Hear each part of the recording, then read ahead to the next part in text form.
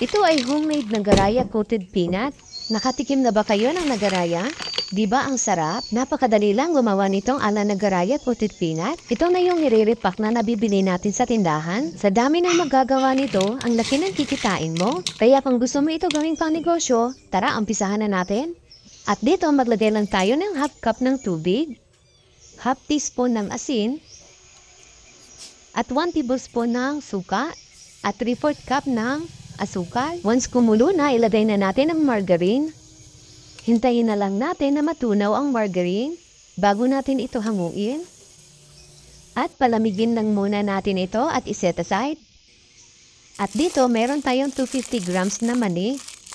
Kailangan muna natin na itusta itong ating mani, kaya ilagay na natin dito sa ating frying pan. I-mix-mix lang muna natin ito. At takpan natin ng 2 minuto para mas madali matusta ang ating mani. Mix-mix natin ulit at takpan na naman ng 2 minuto. Ayan. Hindi na natin ito tatakpan. I-mix-mix na lang natin hanggang sa matusta na talaga ang ating mani.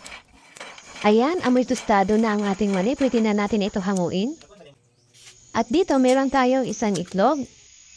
At i-mix-mix lang natin itong mabuti. At ihalo na natin dito sa ating margarine mixture. Tsaka nyo lang ihalo ang itlog ha pag malamig na ang ating margarine mixture. At meron tayong 1½ cup all-purpose flour. At ganito lang ang gagawin natin. Kukuha lang tayo ng 1 kutsarang margarine mixture at 1 kutsara ng harina. At i-toast lang natin itong mabuti. Ganyan lang po ang gagawin natin. At ngayon kukuha ulit tayo ng 1 kutsara ng margarine mixture at i-toast natin ito. Ganyan lang po. Hanggang sa makita natin na nalagyan lahat ng margarine mixture.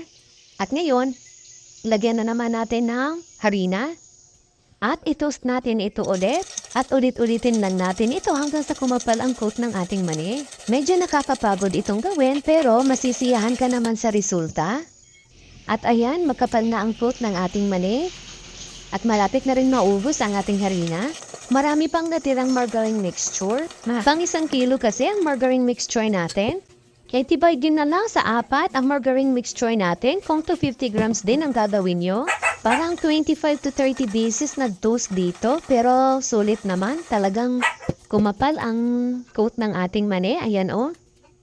Pwede na natin ito iplito at dito sa ating frying pan maglagay lang ng mantika. Once mainit na ilagay lang natin ang ating mga coated peanut. Pag nalagay na natin lahat, wag muna natin ito haluin. Baka matanggal ang coat ng ating mani pag hinalo natin agad.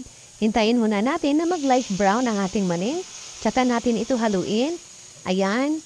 Okay na haluin na natin ito. Kadalasan, luto natin dito sa mani, diretso prito. Try nyo naman itong ala nagaraya coated peanut natin. Ayan, luto na. Patayin muna natin ang apoy bago natin ito hanguin para hindi ma-overcook. At ayan na ang ating napakasarap at super crunchy ala nagaraya coated peanut. At para sa flavor ng ating coated peanut, lagyan lang natin ng cheese. 3 tablespoon po ang nalagay ko dito. Kung gusto niyo ng mas cheesy, magdagdag na lang po kayo. Kung nagustuhan niyo ang ating recipe, pakipollow na lang po ang ating page at pa-share ang video. Maraming salamat po. Tikman na natin. Ang sarap, kasing sarap lang din ng nagaraya.